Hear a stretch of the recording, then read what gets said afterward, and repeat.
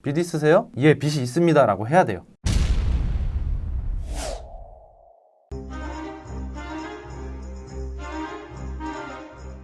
안녕하십니까 여러분, 저알못의 정PD입니다. 오늘 영상은 유지비가 아니라 이제 리스에 대해서 좀 설명을 해볼까 해요. 저희 영상이 이제 단기 렌트와 리스에 관한 영상을 한번 했었죠. 비교를 한 두세 번 했는데 그중에 조회수가 여기 이렇게 보시면 여기 나올 겁니다. 이쪽인가 아무튼 양쪽 어딘가에 렌트 리스 비교한 게 아주 기본 편이 나올 겁니다. 그 뒤로 사실 렌트와 리스에 대한 질문 댓글이 굉장히 좀 많아요. 단어 뜻도 모르시는 분들도 많더라고요. 그래서 뜻도 몰라. 그러니까 내가 얘기한다 아이가. 제가 그렇게 디테일하게까지는 모르지만 이번엔 리스에 관한 기본적인 시스템에 대해서 알아볼까 합니다. 자, 자동차 리스라는 건 개념이 일단 대출로 잡히는 거예요. 장기 렌트는 대출이 아니고 사용료를 내는 건데, 이게 무슨 말이냐, 한 5천만 원짜리 차를 리스를 해요. 그거를 대부분 통으로 하는 게 있고 잔존가치 반을 나누는 게 있는데, 만약에 5천만 원 중에 반에서 2,500을 리스를 했다. 당신은 2,500만 원 부채가 잡혀 있는 거예요. 이거를 더 쉽게 얘기해 주면은, 내가 은행을 가요. 대출을 받으려고 해요. 물어보죠. 빚 있으세요? 리스를 했으면은 예, 빚이 있습니다 라고 해야 돼요. 장기 렌트는 똑같이 2,500을 해도 빚이 있어요? 라고 물어보면은 장기 렌트를 했다고 하면은 아니요, 빚 없는데요? 아니요. 이러면 돼요. 이게 차이입니다. 월 납입료를 비슷하게 내긴 하지만 천지 차이죠, 그거랑은. 그렇기 때문에 신용등급에도 영향이 조금은 있을 것 같긴 한데 이 부분은 정확히 모르겠어요. 어쨌든 부채로 잡힌다는 거. 그리고 이제 리스와 렌트의 장점은 내 명의로 안 되는 거죠. 간혹 자기 명의로 할 수 있는 분들도 있어요. 하지만 일반적으로 렌트 리스는 자기 명의로 안 되기 때문에 하는 거고, 우리 같은 사실 일반인들은 큰 소용이 없어요. 저 같은 월급쟁이들은. 이거는 돈 많은 사람들. 예를 들어 볼게요. 제가 지금 국방부 장관 청문회에 나와 있습니다. 이 자리는. 재산이 얼마예요? 그러면은 저 집밖에 없는데요. 이렇게 해도 됩니다. 리스를 하면. 만약에 리스를 안 했어요. 후보자 재산이 얼마예요? 그럼 저 집하고 슈퍼카 한 5대 있습니다. 이렇게 얘기를 해야 되는 거죠. 방금은 너무 딴 나라 얘기고, 현실적인 걸로 따지면은 공공임대주택 이런 거 있잖아요. 뭔가 정부에서 시행하는 그런 것들을 혜택을 받기 위해서는 리스를 해서 돌려야 돼요. 왜냐면은 공공임대주택 같은 경우는 몇 천만 원 이상의 차량 또는 수입차는 갖고 있으면 자격 요건에 해당이 안 되거든요. 나 요건에 나와 있어요. 그렇기 때문에 내가 수입차를 갖고 있어 1억짜리, 그럼 이 차를 리스로 돌리잖아요. 그러면 안 걸려요. 법이란 게 참 요런 약점 구멍이 많기 때문에 그런 것들을 이용하는 분들이 있죠. 그래서 어쨌든 내 명의로 안 잡힌다는 거, 저 같은 월급쟁이한테 사실 상관이 없어요. 그리고 이제 용어에 대한 설명을 좀 해볼게요. 직차! 제가 지금 대본이 있는 게 아니에요. 딱 보시면 아시겠지만 지금 여기 단화와 하나 펼쳐놓은 게 다거든요. 아무거나 합시다. 제가 지금 A클래스를 보고 있어요. 자, 이걸로 한다 칩시다. 자, 렌트리스 가격 비교가 있어요. 그냥 해치백으로 볼게요. 3,850만원, 월 46만 9천원이죠. 자, 리스로 볼게요. 헌납금이랑 보증금이란 게 있죠. 자, 이거에 대한 용어 설명부터 가야 되는데, 이 여기서부터 아주 중요해요. 지금까지는 정말 그냥 기본적인 거, 약간 그냥 이론적인 얘기고, 여기서부터는 진짜 중요한 건데, 자, 리스 60개월 선납금 30이면은 25만원 월, 보증금 30이면 43만원. 엄청나게 차이가 나죠. 자, 보증금은 1,155만원을 내가 냈어요. 계약 기간이 60개월 뒤에 이 돈을 날 돌려줍니다. 한마디로 그냥 맡기는 거예요. 대신에 월 납입료가 한 4만원, 3만원 차이 나네요. 아예 안 냈을 때보다. 1,155만원을 내면 월 4만원을 깎아주는 거예요, 월 납입료. 그리고 이 선납금 30%는 확 줄죠, 25만원으로. 왜냐? 이 선납금은 못 돌려받아요. 선납금, 선수율, 성금, 아무튼 용어는 다 달라요. 하지만 앞에 선자가 붙으면 다 그냥 이런 의미라고 보시면 돼요. 자, 그럼 여기서 가장 중요한 거. 자, 렌트든 리스든 인수가 있고 반납이 있습니다. 반납과 인수는 나중에 결정할 수 있어요. 그냥 그때 가서 생각해라고 하는 분들이 많은데, 내가 애초에 반납을 할지 이걸 인수를 할지를 처음부터 머리에 결정을 내리고 해야 돼요. 왜냐? 리스라는 거는 금융 리스가 있고 또 운용 리스라는 게 있어요. 운용 리스는 차값에 중고차값, 이거를 잔존가치라고 해요. 여기 나오죠. 잔존가치, 인수비용. 이거 뭐냐? 60개월 뒤에 이 차의 중고차 값을 예상한 거예요. 중고차 값을 빼고 2천만 원에 대한 거를 60개월 동안 네가 내 라는 거예요. 거기서 선납금을 1,150 박았죠. 그럼 얼마야? 850만 원을 60개월 나눠내면 25만 어쩌고 이렇게 되는 거예요. 여기가 금리가 붙겠죠. 이해가 되시나요? 이런 걸 내가 어떻게 풀어? 나 안 풀어. 그래서 리스비가 싼 거예요. 왜냐? 6천만 원짜리 차를 사도 실제로 내가 내는 금액은 60개월 동안 3천만 원이거든. 나머지 3천만 원은 나중에 내거나 반납하게 되면 날라가는, 그건 좀 이따 설명할게요. 직차! 자, 이런 게 운용 리스가 있고 요즘 대부분 이렇게 합니다. 그리고 저 같은 경우는 금융 리스를 했어요. 금융리스라는 건 뭐냐? 잔존가치가 없어요. 할부랑 똑같은 개념입니다. 내 명의로 안 잡힌 할부예요. 저는 그래서 금융리스를 해가지고 차값이 그 당시 1,800만 원이었는데 1,700만 원을 내고 이 100만 원에 대한 거를 60개월로 나눠서 이자를 내고 있어요. 대부분 우리가 보는 거는 운용 리스예요. 왜냐? 이게 월 납입금이 싸거든요. 금융 리스는 할부금이랑 내는 돈이 비슷하거나 더 많을 수도 있어요. 이율에 따라. 하지만 운용 리스는 절반이죠. 잔존가치 때문에. 이 잔존가치에 대한 이해를 정확히 해야 되는데요. 60개월 뒤에 1,800이면은 한 50% 좀 안 되네. 자, 그러면은 얘를 48개월, 36개월 하면 어떻게 되느냐? 얘는 2,300이네요. 5년 뒤에는 차가 감가가 더 되죠. 3년 뒤엔 덜 되고 2년 뒤엔 또 덜 되고. 이거는 이제 회사마다 달라요. 자기네들 캐피탈이나 회사마다 측정한 게 다 자기네들 방식이 있어요. 자, 이게 왜 중요하냐? 이 잔존가치라는 게 인수와 반납할 때 굉장히 크게 작용합니다. 자, 내가 반납을 할 거예요. 애초에 마음을 정했어. 나 이 차를 인수할 생각이 없어. 내가 이 차가 4천인데 잔존가치가 3년 뒤에 3천이야. 그럼 내가 납부해야 될 돈은 얼마예요? 1,000만 원.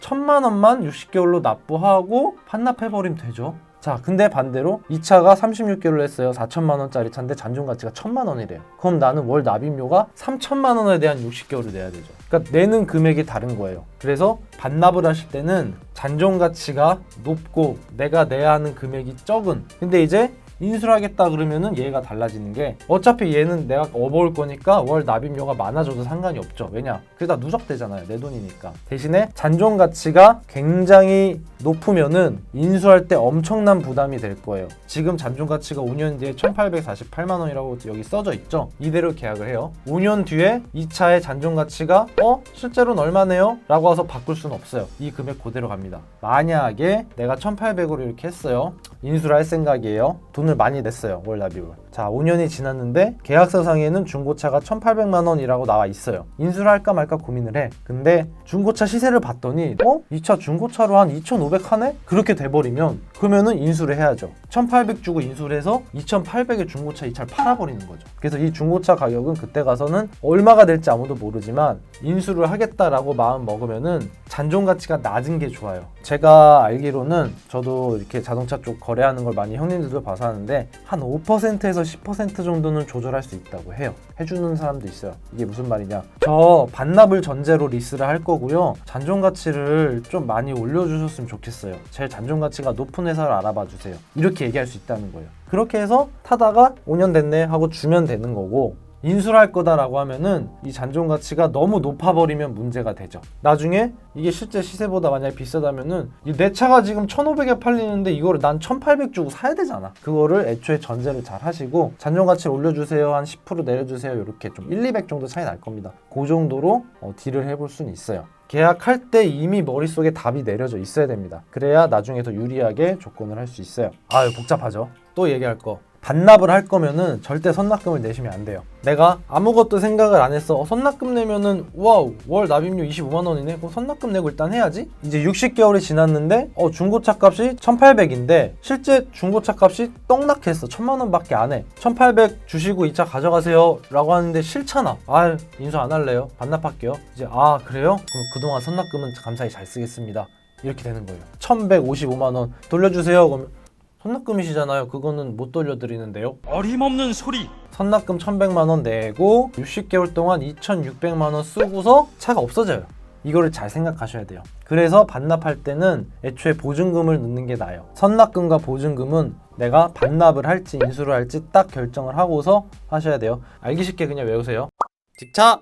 자, 그 다음에 이제 리스의 좀 특장점이 있는데, 자, 내가 차를 인수하기로 했어요. 선납금을 1,100만 원 내고 25만 원을 60개월에 해서 1,500만 원 동안 내요. 그리고 잔존가치가 1,800이라고 칩시다. 그러면 토탈 값은 얼마냐? 4,500이라고 여기 나오죠. 참고로 이 차 얼마죠? 3,850입니다. 자, 여기서 갭이 얼마예요? 700만 원. 이 700만 원의 갭은 어디서 나올까? 일단 월 이용료에서 나옵니다. 여기에 금리가 붙은 거예요. 60개월 동안 쌓여서 만든 게 700만 원이라는 소리입니다. 계산을 이제 꼭 역으로 가봅시다. 차값이 3,850이에요. 중고차 값이 1,800이래요. 그러면 2천만 원을 내가 내야 되는 거죠. 근데 선납금을 1,150을 냈어요. 그러면은 850만 원 정도를 내가 월 납입금을 내는 거죠. 근데 실제로 낸 거는 1,500만 원 따블을 냈다는 거죠. 제가 항상 일시불이나 할부나 뭐 이런 게 좋다는 게, 리스 같은 경우는 할부보다 금리가 뭐 그렇게 싸거나 그러진 않아요. 뭐 할부도 금리가 붙으면 그러겠지만 제가 이렇게 할 생각인데 내가 이 차를 살 돈이 있어요. 4,500이. 자, 이거를 돈이 있지만 이 7,800만 원을 더 손해를 감수하고서도 리스를 하겠다. 6개월, 60개월 동안 하는 이유는 뭐냐?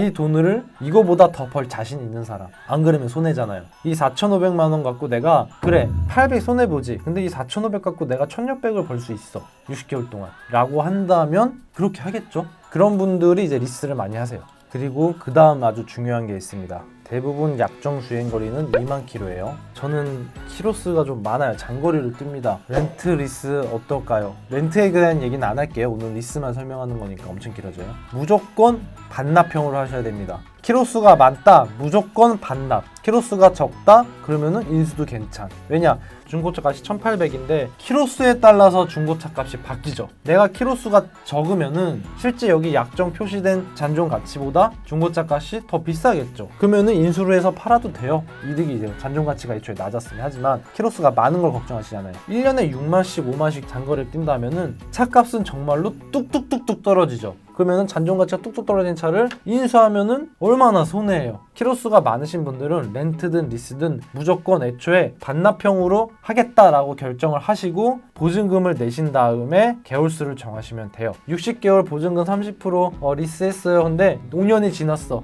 반납할게요. 아유 저 호구 또 실컷 쓰고 반납하냐고 왔는데 차가 50만 킬로짜리가 왔어. 내가 걔 호구로 보이니?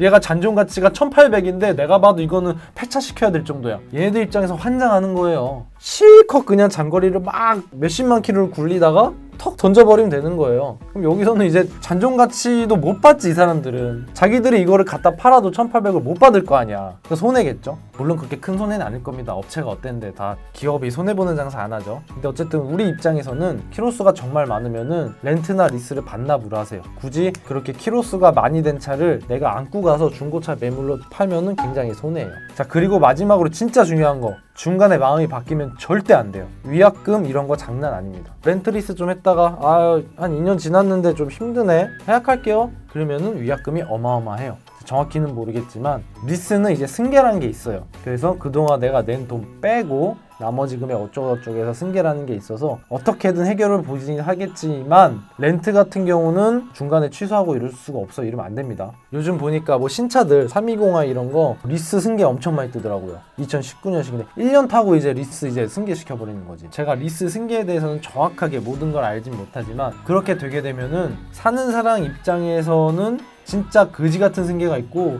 이건 개꿀인데 라는 승계가 있는데 이거를 내놓은 사람 입장에서는 이건 사실 그냥 돈 낭비예요. 중간에 리스 한 1년 해놓고서 못하겠다 승계할게요 라고 하면은 그거에 대한 절차는 굉장히 복잡하고 내가 오히려 돈을 토해내야 될 때도 있고, 렌트나 리스를 했다 60개월 했다 그러면 진짜 60개월 그냥 웬만하면 끝까지 갈 생각으로 마음을 먹으셔야지 어떻게든 되겠지 뭐 라고 생각하시면 절대 안 돼요. 집차! 자, 여기까지가 제가 알려드릴 수 있는 아주 기본적인 리스에 대한 얘기예요. 지금 거의 운용 리스의 얘기를 드렸죠. 제가 말한 아까 금융 리스는 저 같은 케이스가 있다는 거예요. 이거는 뭐 사실 일시불이랑 뭐 할부랑 별 다를 게 없어서 여기까지 이해가 되셨을 거라 믿고, 댓글이 뭐가 달릴지 모르겠어요. 지금 이게 내가 수업을 하면은 학생의 반응을 보고서 내가 이렇게 할 수 있는데 나는 지금 카메라를 보고 하잖아요. 여러분들이 이해가 되는지 안 되는지 모르고 지금 내 앞에 있는 우리 새로운 찬민이는 지금 약간 눈이 풀렸어요. 제가 아는 지식은 일단 여기까지예요. 좀 더 심층으로 들어가면 모르겠지만 그렇게까지 들어갈 필요 없고, 이제 사업자 얘기가 나올 수도 있는데 간단하게 말씀드릴게요. 이렇게 복잡하게 할 필요가 없어. 사업자 리스는 내가 사업을 겁나 크게 해. 그 세금 절약이잖아요. 간단하게 생각하세요. 내가 월 매출이 한 몇십억 돼. 내가 내야 될 세금이 몇천만 원 정도 된다. 리스할 차량이 한 5-6대가 넘어. 그러면은 고민을 하셔도 돼요. 근데 내가 직원이 3명이야. 1년 매출 1억이 안 돼. 리스해갖고 절세가 될까? 택도 없어요. 그거는 그냥 세발의 피해예요. 거의 의미가 없어요. 그것 때문에 리스하겠다라는 건 말도 안 되는 소리고, 내가 사업을 하는 데 있어서 세금을 줄이는 용도로 리스를 하겠다라고 한다면 좀 이제 어느 정도 좀 기업이 좀 매출 금액이 크고 차량도 비싼 차들 한 4-5천 대는 뭐 그랜저나 소나타 이런 거 4-5대, 제네시스 한 3-4대 뭐 최소한 그 정도를 해야 실질적으로 내가 내는 이자만큼의 세금 절약 혜택이 있는 거예요. 왜냐? 리스가 분명히 더 일시불 할부보단 비싸니까요. 금리가. 그래서 얘기 드리는 거예요. 일시불보다 리스가 돈을 더 내는 거기 때문에 그거에 대한 세금 혜택을 더 상쇄시킬 만큼 받으려면은 규모가 커야겠죠. 그만할게요. 나도 이제 정신없고 어지럽네. 요거는 이제 편집하기 더럽게 힘들겠다. 조회수 많이 나오면 좋겠다. 이거 많이 나올 것 같은데 한 30만 나올라나? 편집을 잘 해주겠지? 안 즐거워. 아무튼 오늘 영상은 여기까지 하고 마지막에 PPL을 안 했구나. 자, 수입차 신차 살 때는 카비가 있죠. 신차 할인가는 일반 매장보다 카비가, 이거 누가 댓글로 나 따라하던데? 수입차 신차 살 땐 카비가 있죠. 누가 댓글로 막 멘트 바꿔봐야겠어. 그렇게 카비가 있으니까 할인가는 수입차 신차만 합의해서 보시면 좋을 것 같고, 중고차 직거래할 때는 직차라는 어플이 있으니까 싸고 좋고 비싸게 팔고 하는 그런 좋은 직거래 하고 싶으시면 직차 어플을 깔아보시면 회원가입 안 해도 매물이 있으니까 쑥 훑어봐도 됩니다. 저도 가끔 봐요. 지금 뽐뿌 와서. 아무튼 오늘 영상은 여기까지 하겠습니다. 시청해주셔서 대단히 감사합니다.